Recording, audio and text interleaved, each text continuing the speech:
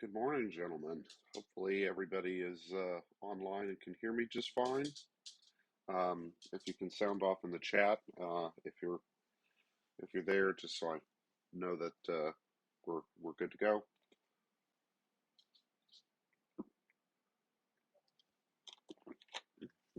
Okay, and I've got a Discord message. Jacob can hear me. Great. Hi, Jacob. Good morning. Um, all right. Well, sorry that we're having to do this online again, thanks to the ongoing saga of my refrigerator. Um, but c'est la vie. And if you hear some weird growling or whatever, that's my dog in the background who's unhappy that she's not getting attention while I'm trying to teach. So anyway, all right, so let's get to it. No, Mia. Um, let me start by open my top secret folder. Um, and in particular, I wanted to go back to the the generation of the tests that I did for when I was generating all of your test messages for the assignment B. All right, I'm going to kick her out of the room now. Oh, and the door won't shut. So this file, I think I had it up on the screen last time, was the file that I used to basically generate test cases. Oh, it's not on the screen. I'm sorry. Um, oh, there it is. Okay, here it is. Sorry about that. Okay, so this is the file or the program I use to generate all of the the test cases for the encryption routine, and in particular, I wanted to make sure that everything actually worked correctly. Um, and the way that I did that was every time that I was doing an encryption, I made sure that the scrambled message decrypted back to the original message, and I did that with um, the assert unit testing that we talked about. It's probably been a while, uh, but that's one of the ways that I we can do that. Um, so the topic that I want to kind of talk about today is what's called exception handling, and in particular, uh, what would happen if one of these tests that I ran, what would happen if one of them failed? Okay, so for example, if I let me just take a deliberately generate well, let me start a new file actually, just for the sake of demonstration. So I don't mess up my other one.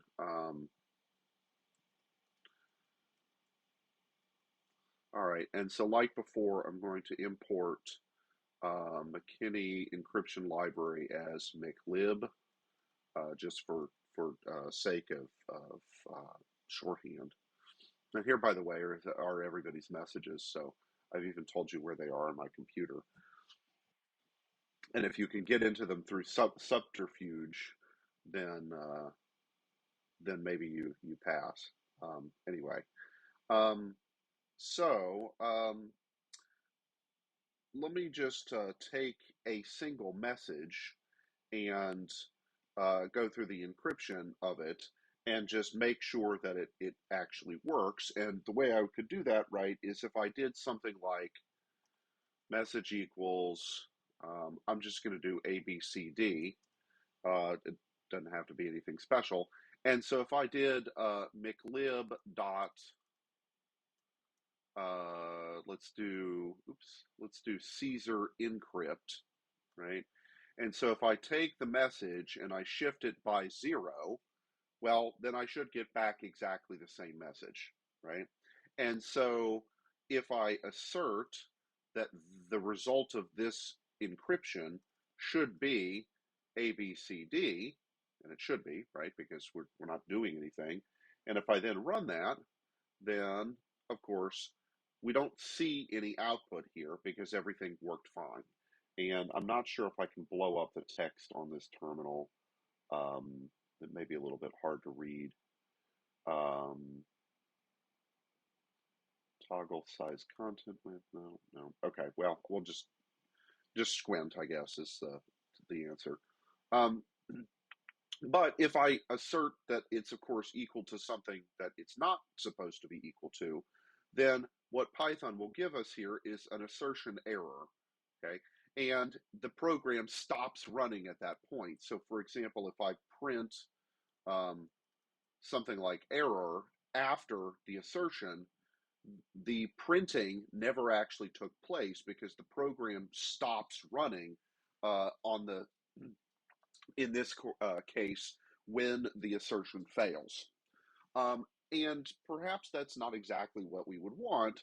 We might want to have the ability where if there's an error to continue processing the program, but process in a different way than if there's not an error.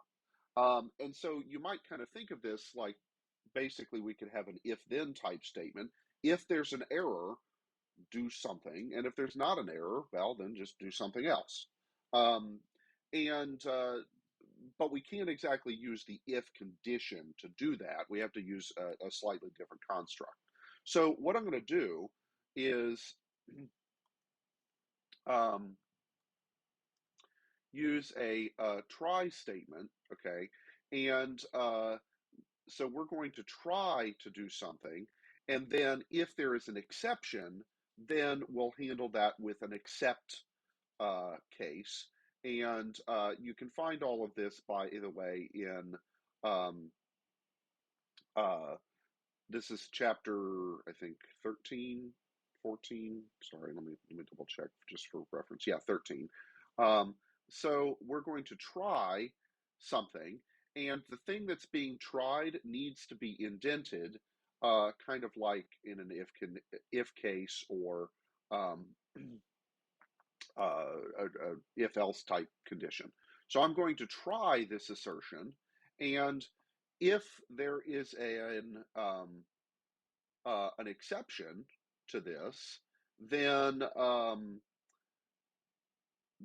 we will have an except that will do something else.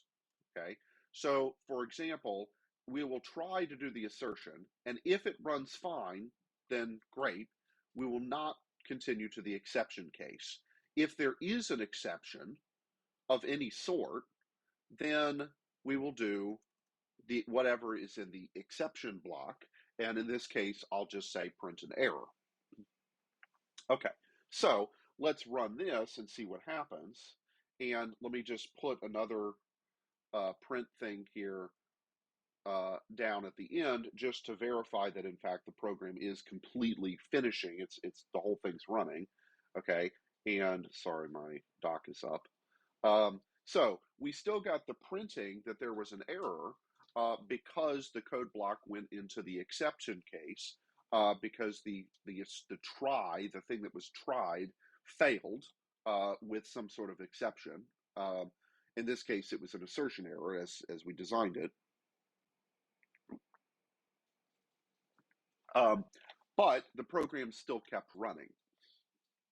Okay, so, and if I put the code back to what it's supposed to be, right, so that it won't fail, then we'll see that we just get finished because the exception handling part of this was didn't need to run because there was no error with our assertion. The message was, in fact, the encrypted message would be ABCD in this case. Okay, so we can use this in a lot of different ways for example, with input validation, or if we're doing a bunch of stuff that's, say, mathematical operations. So, for example, I could do something like A equals 5, B equals 3, and then I could, let's say, do try C equals A divided by B, and say print C, and then except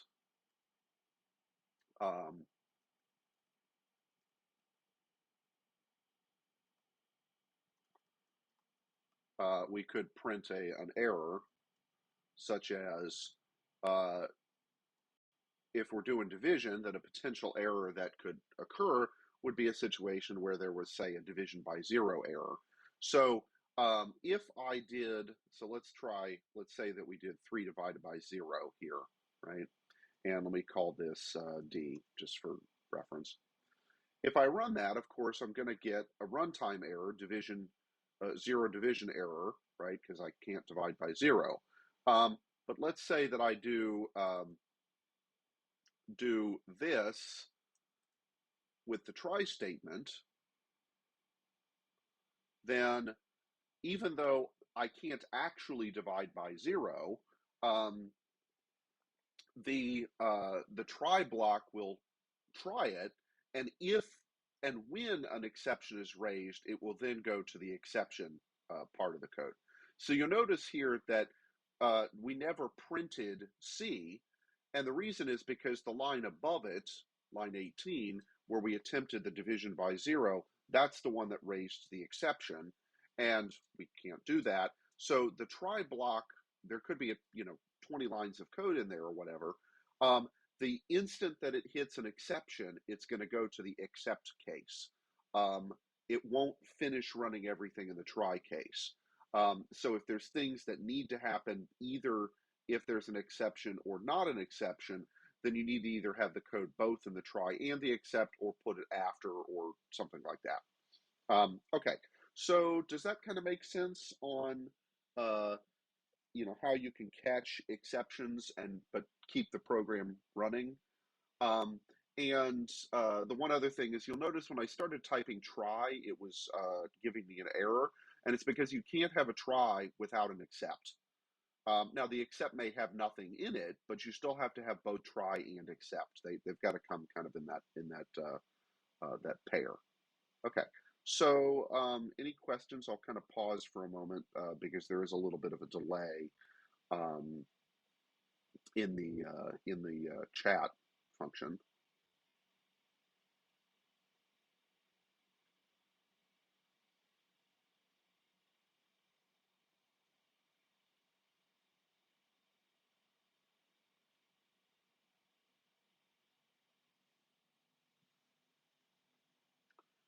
Okay, not seeing anything in the chat. Anybody on Discord? Not seeing anything there either. Okay, so I think we're good to go. Okay, so what are the different kinds of errors or exceptions that could occur? So I'm just going to pull up the list from the book here, just so that we can kind of take a look at them. And there's lots of different exceptions that can occur. So let me blow this up a little bit so it's a little easier to see. So for example, we just came up with a division by 0 error. So zero division error is what it's called. And we also had, oh, okay. So Mark says that you have to be a follower for a certain amount of time to comment in the chat. Okay, that's my bad for setting it up that way. Let me see if I can change that real quick. I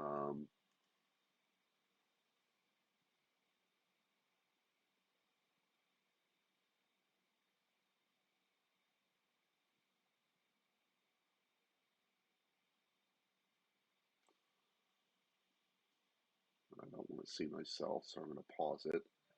Okay, got it. I don't want to report myself. Chat. Let's see, where is the setting? Settings. Here we go.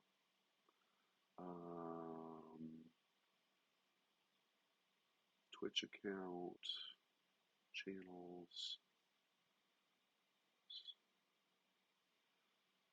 I turned on some moderation because I was getting lots of spam. Okay, email chatters. Okay, so here we go. Chat verification, chat rules, follower only mode. Okay, let's turn that off. Okay, so that should work now, guys. There it goes. Okay, so turned off followers only. So So maybe I should turn it on to any followers, and that way you guys all have to actually follow me. And be sure to mash and like that subscribe button and hit the little bell, right, so that you can be notified of new awesome computer science content. Yeah. Anyway, all right. So we got that fixed. Sorry about that, Mark. Um, okay. So where were we? We were talking about the different types of exceptions that can occur, and in our case, for the two demonstrations that we had a zero division error, and we also had an assertion error, which is, here it is, um, an assertion error. And it might be the case, actually, that you want to have, if you've got a really complicated program, there could be a situation where the thing that you're trying might raise multiple different kinds of exceptions at different points in it. And maybe you need to handle each of those exceptions in some sort of different manner. So, for example, a zero division error is going to come from some sort of mathematical operation, and the assertion error could come from an assertion operation. And obviously, we may need to handle both of those in some sort of different fashion. So, what I can do, and I'll just go back to um, here the exception syntax, right, is we can have multiple except cases uh, and also an else case to handle any other exception that isn't explicitly named. So we can, think of this almost um, we started with, I made the analogy that this is kind of like an if then or if else kind of statement. Um, this is the try is going to kind of look like an if with a bunch of elifs if you've got multiple types of exceptions. And then you can also have an else case to handle anything that's not explicitly named. If the default, if you just do try and accept, would be any exception is going to be handled by the accept block, and everything is going to be tried until it fails. Okay, so let me move this off of the screen. Or actually, you know what? I'm going to put this on the right-hand chunk of the screen, and then I'm going to put this on the left-hand chunk of the screen, and then we'll go back to um, the um, sorry, we'll go back to the list of exceptions and have that sort of handled handy uh, here next to us so that we can refer to it. Okay, so for example, let me do both a um, let me do both this division, but also the assertion here, and I'll just copy this one. The assertion that we had from our encryption uh, statement. Okay, and so the in this case, and let me make it so that it will break. Okay, um, so here we have the possibility of two different types of exceptions being raised. Line 18 could fail for a division by zero error, and line 19 could fail because of an assertion error. And this exception about you can't divide by zero is really only relevant if um, you are actually, if that's the error. And I wouldn't want to print you can't divide by zero dummy if the error had nothing to do with the division. So we'll make this except case the zero division error. So that was this guy here, right? Zero division error. Okay. And then we'll also have the exception case for our assertion error. And in this case, we could say something like print, how about let's say message um, does not encrypt to um, that, just say, to say that there was an error in the encryption. Okay, so let's run this and see what we get. And then, oh, also, we should probably do an else, an else case, and just we can do whatever we want here, but I can just say something like prints something else went wrong. All right. Now, nothing else will go wrong here because the only two possible exceptions that could get raised are the assertion error or the division by zero, but that's only because of what I've written so far. Okay, so run that. And of course, we get the you can't divide by zero dummy because we raised a division by zero error. But you'll notice that the assertion, which would also fail here, right? Um, the assertion never got done. So the try block of code, when an exception occurs, um, is the moment that an exception occurs, it's going to abandon trying to do the rest of the try block and move on to one of the exception cases. Okay, and so if I change the numbers here so that we no longer have the division by zero error, then we will try the assertion. The assertion will fail, and then we'll go to the other exception handling block. So here we see ABCD does not encrypt to ABCDE, which of course it doesn't. So, um, yeah, okay, good.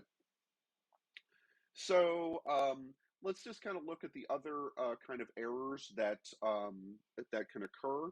And in fact, there's one of them that has you guys have had occur quite frequently. File not found error, or some sort of IO error. Namely, that if you try to open a text file or one of those image files or something like that, and it's not actually there, you of course got an error. And so you could try to open it, and if it's not found, then you could actually, keep running the rest of your program, but raise this exception. And that actually brings me to something I did want to mention about. Um,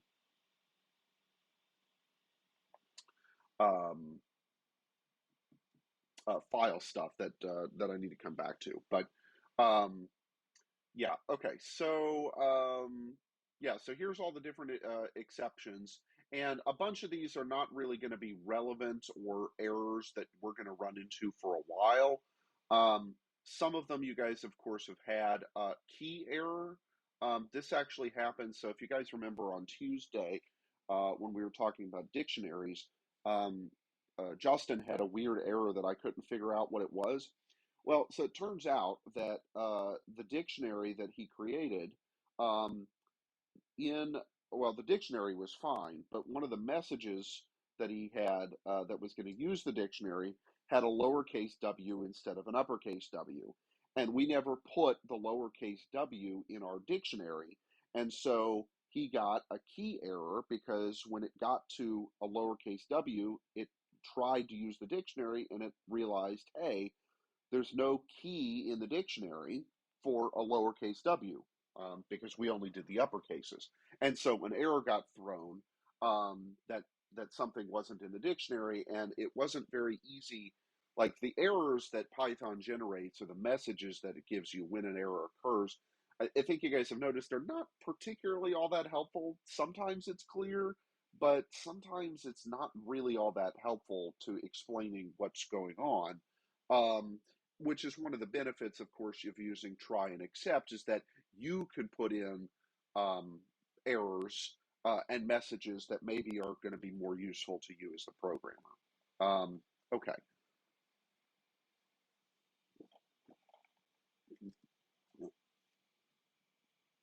all right, just one second.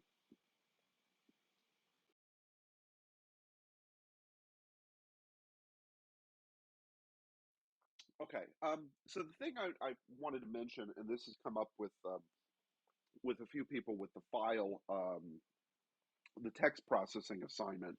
So two issues that have been coming up. One is depending on where you get the text file and how you save it. Um, I'd recommend opening that text file in VS Code And then when you do, down here at the bottom, make sure that the encoding is UTF-8. And then right here, you'll see one of two things. You'll either see LF or CRLF. And on my computer, because it's a Unix-based system, defaults to LF. So what that means, LF or CRLF, is basically how does a line of text get terminated in ASCII? And there are two schemes for doing this that are still in use. Windows uses carriage return followed by line feed, okay? And so hence CRLF, carriage return, and then line feed. So that would be in hexadecimal, it's going to be 0D followed by 0A. Those are the ASCII codes for the carriage return and line feed, respectively. But on Unix-based systems, it only uses a line feed, no carriage return. So the carriage return or line feed shouldn't matter for for you guys, because you're going to be running it either on, well, you're going to be running it on whatever computer you're on. And so just make sure that, I guess, it matches what is default for your type of system. So Windows should be carriage return line feed, and Mac or Linux would be just line feed. But the encoding part, I've seen a couple of them that where it says UTF-8 with BOM. I'm not sure what BOM stands for, but you do want these to be encoded in UTF-8. So UTF-8 is a particular encoding scheme that uses Unicode. It's a little weird how it does it, which maybe I'll show you guys at some point, because it is kind of interesting. But for anything that is part of original ASCII, so this would be the original 7-bit scheme from ASCII that gets you basically all of the upper excuse me, all of the upper and lowercase letters, digits, parentheses, punctuation, that sort of stuff. Those 128 characters are the same in Unicode as they are in UTF-8, so that's nice.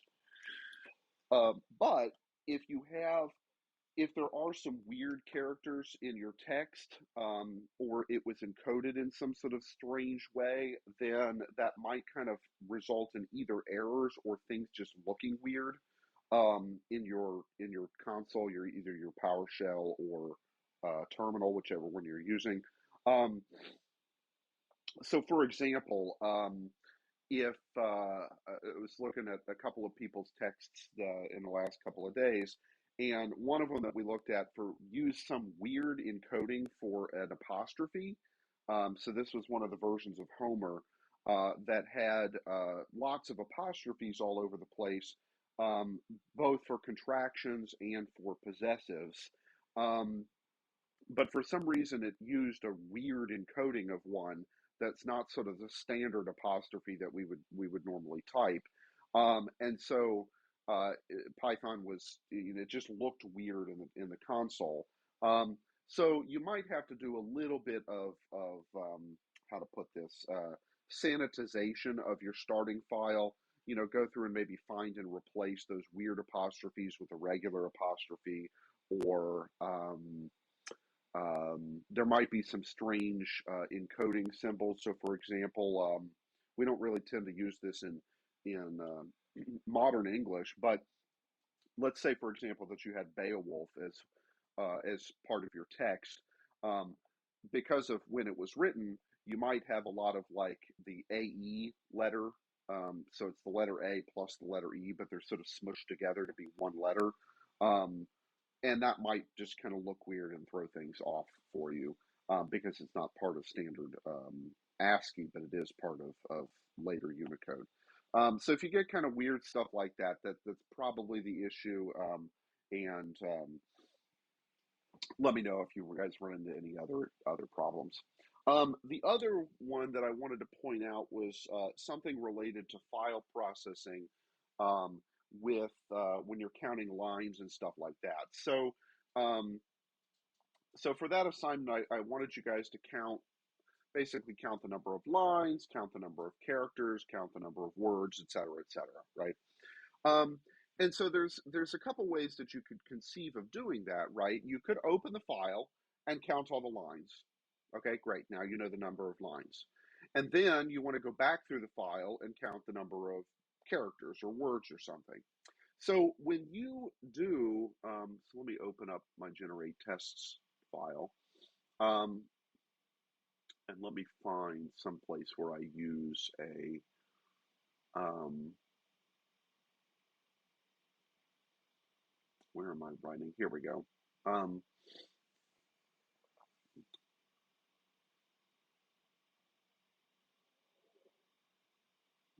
okay, hold on one second.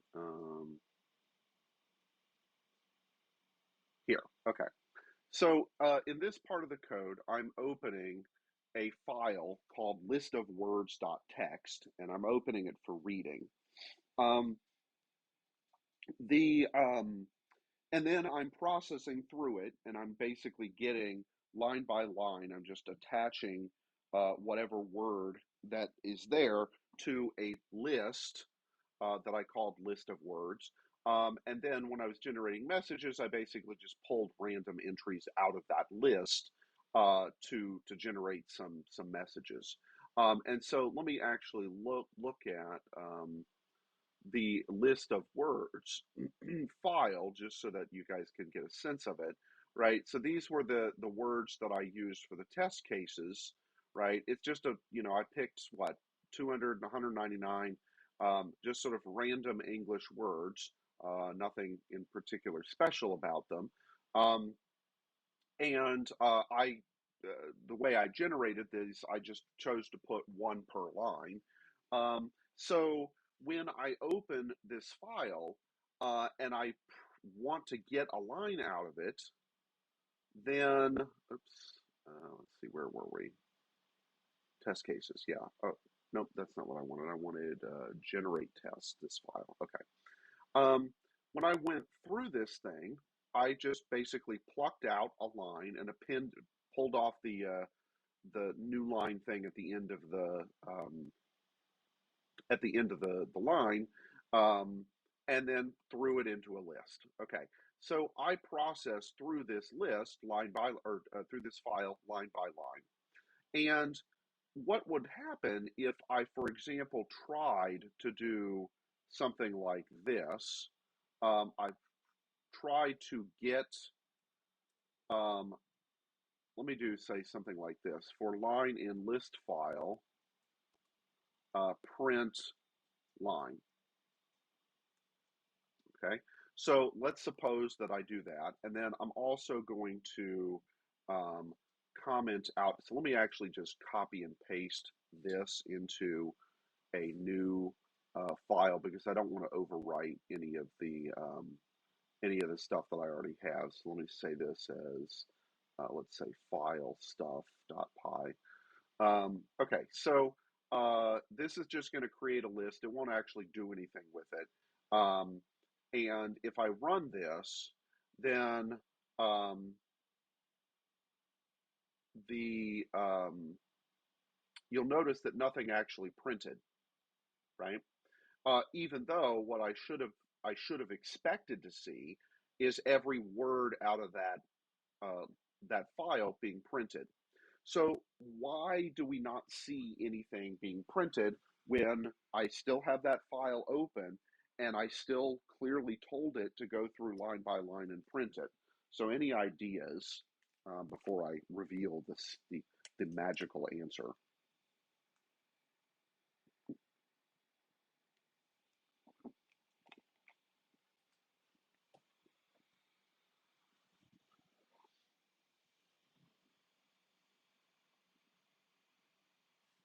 No, no ideas. Oh, that's sad. Um, okay, so the reason that it happened is um, that when you open a file, Python basically keeps track of where in that file you are. So you can think of a file, and this is kind of a funny way to think of it, but I think it will work for this discussion. When you think of a file, um, it's almost think of it like it's a an audio cassette tape or a VHS tape. Now, I know you guys are young, and so maybe you don't remember using VHS tapes, but or audio cassette tapes. Does anybody remember those from when you were a kid? And you'd go to Blockbuster and you'd check out a movie, and it'd be on VHS, and you'd go and you'd put it in the machine and play it, and that'd be great. Or audio cassette tapes. Did anybody use audio cassettes? Oh, somebody's messaging. Let's see. Oh, Jacob still uses them. Wow, you still use audio cassettes and or VHS tapes? Or do you remember using them? Uh, all right, your parents have a few VHS tapes. Yeah. Oh, Jacob remembers them. Okay.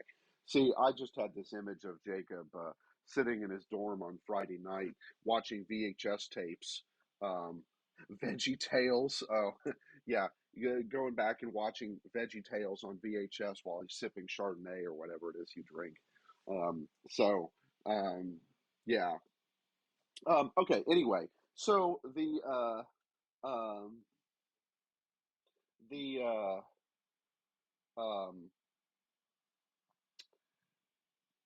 with a VHS tape, right? What would happen if you got a VHS tape and you put it into the player and you hit play and you didn't see anything, right? What would be a sort of likely explanation for that problem? And let's assume that the TV and the player and everything is actually working, right? So it's not like a mechanical failure or something of those lines. But you put in the tape and you hit play and nothing happens. What would be a good explanation?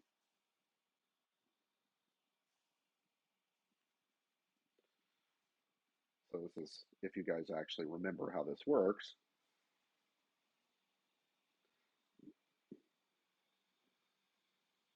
No? Okay. Well, what do you have to do when you finish watching a VHS tape?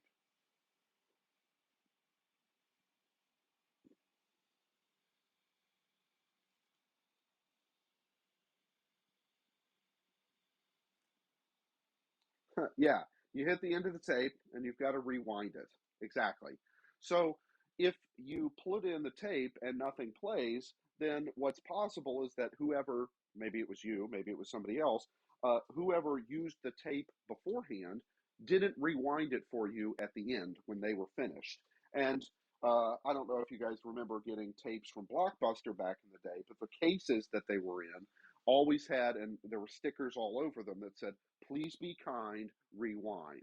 And so it was considered courtesy, right, that you would rewind it when you were finished so that whoever got it next didn't have to rewind it when they got to when they wanted to play their movie. Um, and in some sense, the file access works sort of like that, particularly when you're reading in lines of this sort. Okay, so the problem here is that we basically need to rewind our videotape in order to reread the file and get the text back out of it for, in this case, printing, right? So if you're going to go through the file and do one thing, and then you later want to go back through the file and do something else, you've got to basically rewind the file, for lack of a better way of putting it. And the way that you do that is with the seek command. And so I've got the file, and I called it list file, right? Nothing's fancy. And so I'm going to do list file dot seek of 0, okay? And this basically will take it back to the beginning of the file, and then I can print from there. And there, of course, I get my giant list of words. And I got the double spacing here because I never plucked off the end of line things at the end, but that's okay. It's good enough for us. And if we go back up to the top of the list to see what was the first thing that printed, it was what? Safe, bounce, dispensable, rich, and so on. So 0, of course, is going to correspond to the beginning of the file. And let's just change this to a 1 and see what happens. What prints this time? So this would be I partially rewound, but I didn't fully rewind. So what do we notice here about what got printed? So what do you guys notice? What do you guys think?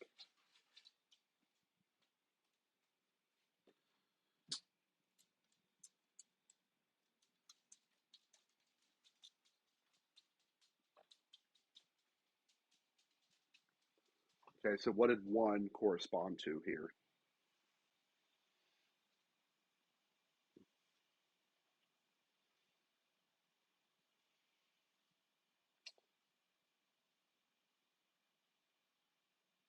Any ideas?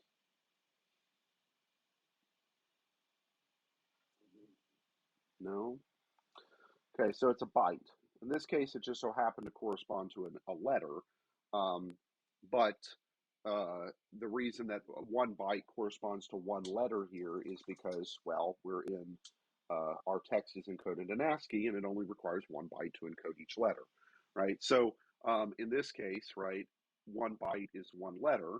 And if I go, say, 10 bytes into the file, then I get, let's see, where is it? Um, I get safe. So this E here is the end of, well, what was our list of words? What did I have? Safe, bounce. So that's the E at the end of bounce is what we were looking at when I sought or seeked by, in this case, 10 bytes. So to get back to the beginning, that's probably the only thing you really need to do is you just need to do the dot seek of 0, and that essentially, like I said, rewinds the tape. Python, as you were going through line by line, it sort of magically keeps track for itself of where you are in the file or where it is in the file. And so you don't have to really worry about it. It's kind of playing the VHS tape as it goes through it. But if you need to get back to the beginning for any reason, then you can always do the dot seek. The other way to do it, by the way, is if you just close the file and reopen it, then when you open a file, it sort of um, automatically goes back to the beginning. This is where our VHS tape analogy is not perfect, right? Because files aren't actually VHS tapes. Although there was a time back in the late 70s and early 80s where, sorry, my phone at home is ringing. I don't know who that is, so they can stuff it.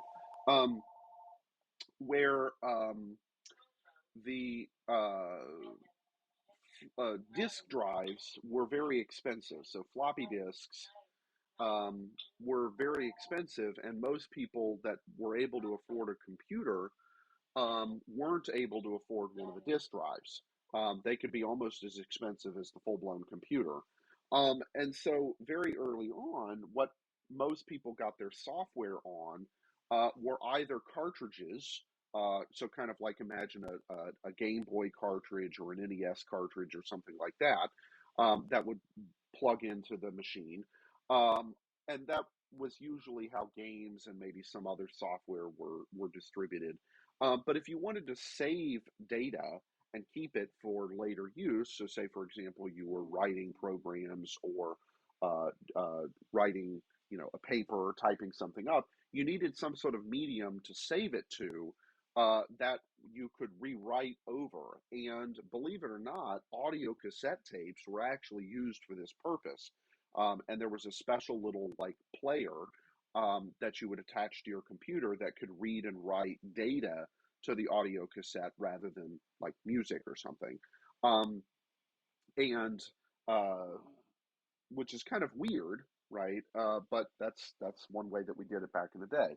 And the reason that it was done that way is because audio cassette tapes were relatively inexpensive, and the devices to read and write from them, a cassette player or a cassette recorder, were also relatively simple and relatively inexpensive. So you really, it made it affordable for most people. Okay, so that was the list file thing I needed to mention, and then Yeah. So when you're, for example, let's take the counting words, lines, characters, and so on. Um, for that, you can either, like, there's two ways to think about processing it. Either you go through and you count all the lines first, and then you go back through and count all the words. And then you go back through and count all the characters, and so on. So if you do that, you're going to have a bunch of these list file .seeks kind of as you go. Um, or you could count everything as you go, right? So pull in a line and count, oh, well, I just did a new line, so I'll update a counter for the number of lines. I can carve up and figure out how many words are on this line and add it to the end. And so you can either count everything as you go, or count one thing, go back through the file, count the next thing, and so on. From an efficiency standpoint, it's probably better to only to not have to use the .seek feature and kind of count everything or process the file all at once as you go, and then get everything into, say, lists or whatever for any further processing that's needed. Like there, you would need that for, say, the when you're trying to remove the duplicate words. You'd have to obviously put those into a list for later processing. Um, so you've got kind of two options for that. But yeah, so the seek thing. Okay, so any questions about the seek thing or the exception handling thing for today's kind of lesson? So I'll give kind of a pause here,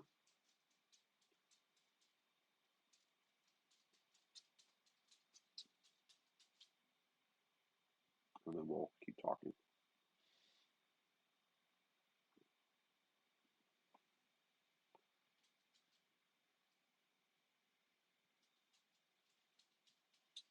So let me get to test cases.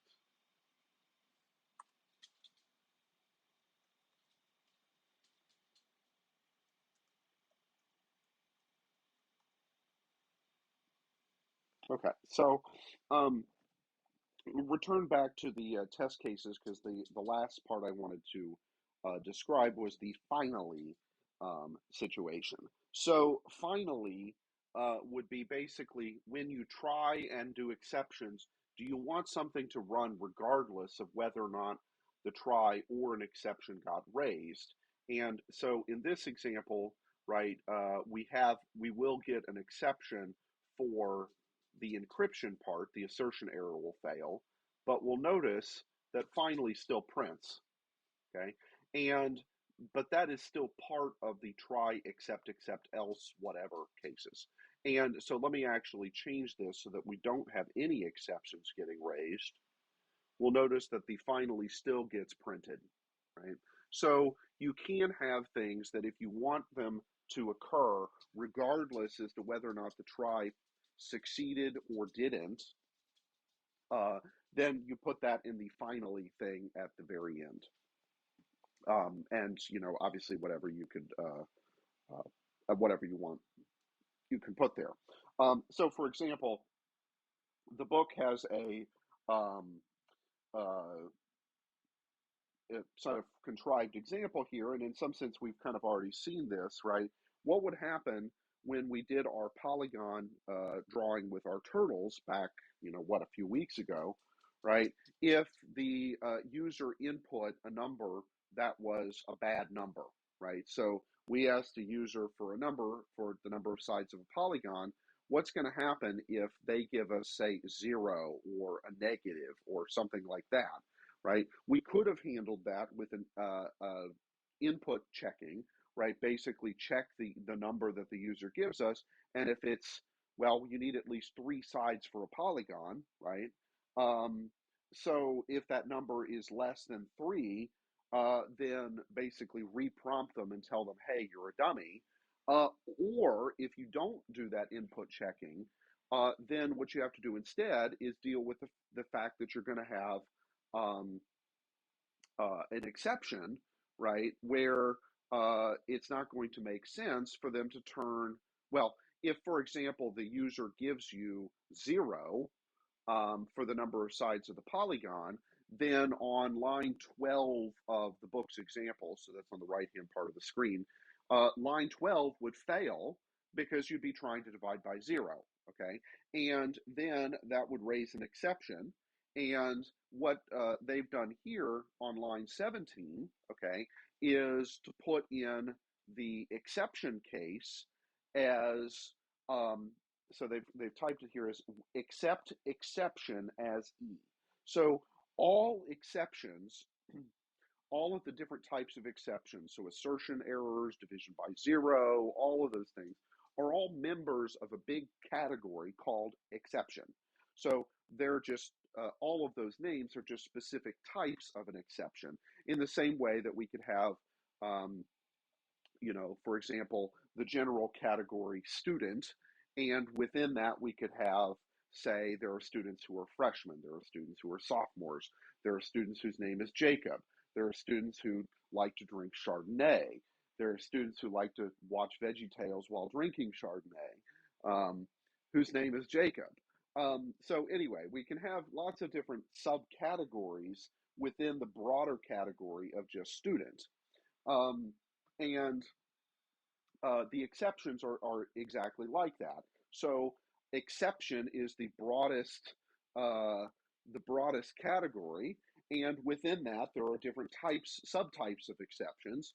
Division by 0, which I think, what was it called? Zero division error, assertion error, key error, file IO error, etc., etc., etc.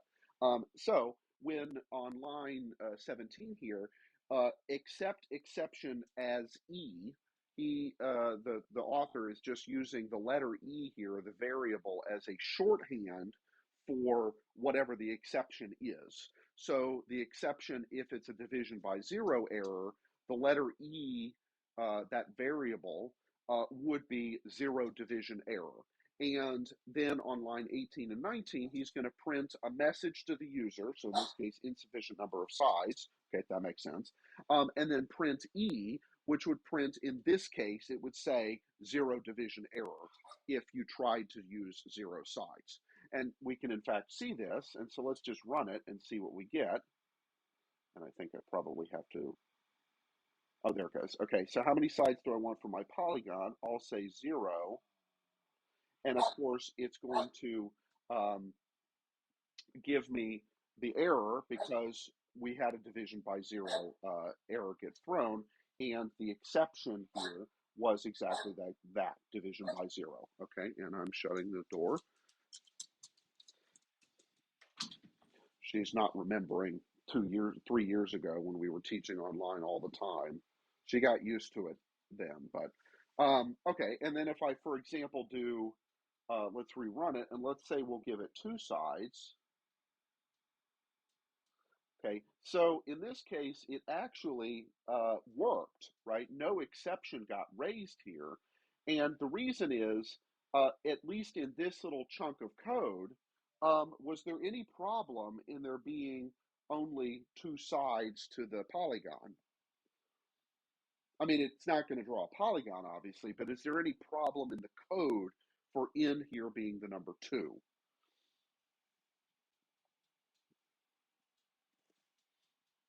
Any problem, gentlemen?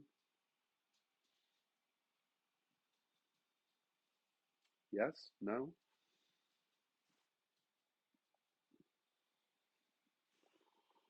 No? No, there's no problem. Okay, so it's going to draw, obviously, a stupid polygon. Oh, yep.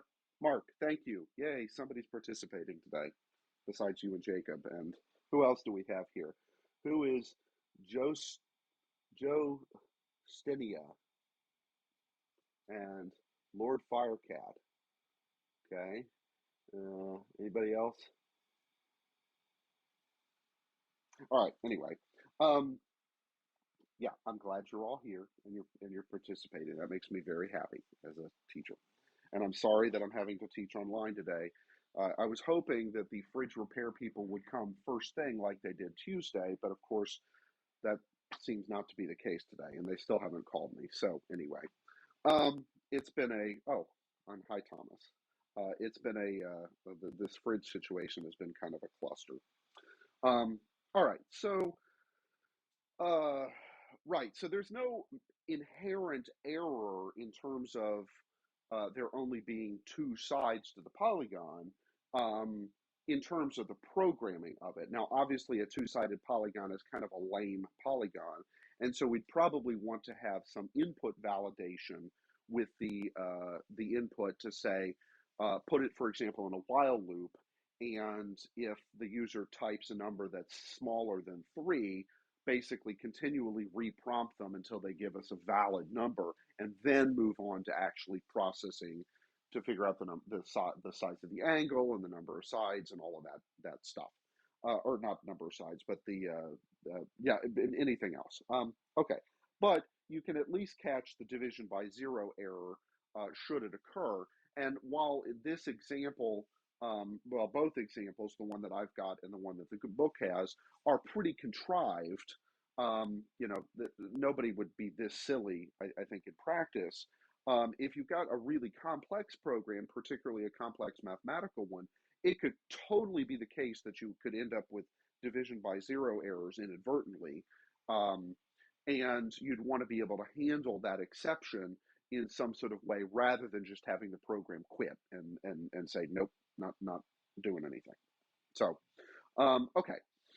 So that I think is my lesson for today, and there's kind of two other kind of housekeeping things that I wanted to talk about for the last few minutes here, um, and then we'll quit, and you guys can get your donuts, be first in line for donuts over at Chapel or whatever. So the first thing is I'd like to do basically next week. I think Thursday would make sense to do this in class. I want to spend part of the class day basically doing a kind of medium length quiz. And this isn't going to be a graded quiz in the sense that it's if you bomb it, it's not going to hurt your grade. Um, but I basically want to just do kind of a diagnostic of to kind of see where everybody is in terms of their comprehension of stuff, and that will, I think, help me make some just kind of see, like I said, where everybody is in terms of the content and the ideas from the course as we kind of move into the second half. So I'll probably set it up so that we can do it through Canvas, and that way Canvas can auto mark everything as correct or not. That'll just be make things easier from a bookkeeping perspective. So yeah, so don't freak out. It's not going to hurt your grade or anything if you don't do well on it. But it will help me, I think, kind of get a sense for where everybody is in the course. So we'll do that in class on Thursday.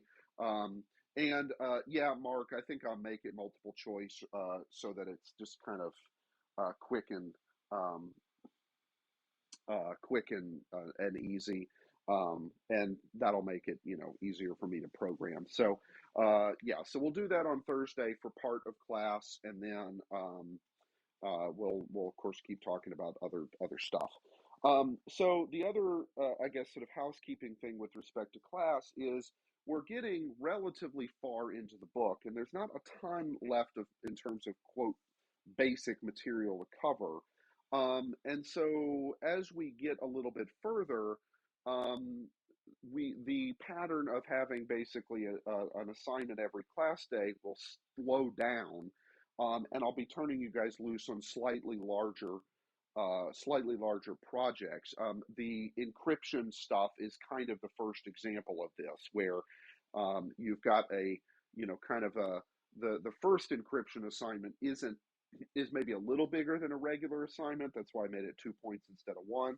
And then the diabolical decryption part is a little bit bigger. And then of course I'm going to have you guys do technical interviews on that, and I think we'll do those sort of right after spring break, and then also write a technical report, and we'll do that also after spring break. Um, but yeah, so for example, one of the kind of projects I'd like to do, well, several of them, is some simple video game programming. So there's a very nice library called Pygame that can do, mostly 2D, kind of sprite based, old school Nintendo kind of things. And I'd like to have some fun with some creativity there. We'll do some stuff with GUI and web-based things, or where you can pull data off of a website and process it, or also have a window that you can interact with, like a quote real program. Um, and I haven't been able to do this since the start of the pandemic, but I've got a bunch of Lego robots, and it turns out you can program those things in Python. So we'll do maybe a small module on some robotics programming to kind of have some fun, basically, with and apply a lot of the things that we've learned. Um, so that's kind of where we're going, and that'll be kind of after break. We'll sort of be transitioning from uh, the smaller assignments into things that are a little bit more open-ended and interesting, hopefully. Okay, and then the final thing is we're getting close to midterms, right? We've got, can you guys believe that spring break starts at the end of next week, right? And it's still February. Our spring break is way too early in the semester, but um, yeah, we basically only have a week left, or a little over a week left of classes. Um, so I think I've got that right. Yeah. Anyway, so I know that you guys are starting to get really busy. You got exams and papers and other things going on in other classes, but I wanted to yell at you guys for the due date versus available until date thing. Some of you are not helping yourselves there. So you should be endeavoring to turn something in by the due dates for every one of these assignments, not waiting until 10 minutes before the available date. And the whole reason for that is if you do something wrong or you screw something up, there's time for me to A, give you feedback, and B, for you to correct it. And if you wait until the last minute, then there's not going to be time for that, and you're going to get a zero, and that sucks, and sorry. Anyway, so please try and stay on top of stuff, um, and it will pay off. Okay, so I think that is probably a good place to stop for the day. And if there are any questions on, broad questions, then throw them in the chat. Um, and or email me or whatever. Um, I plan to be on campus later, once these fridge people are gone, but I don't know when they're coming is sort of the problem. So whenever they are here and gone, after they're gone, I will come back to campus. But um, yeah, all right. So I'll pause for a moment and see if there's anything in the chat. And be sure you like and subscribe and mash that bell.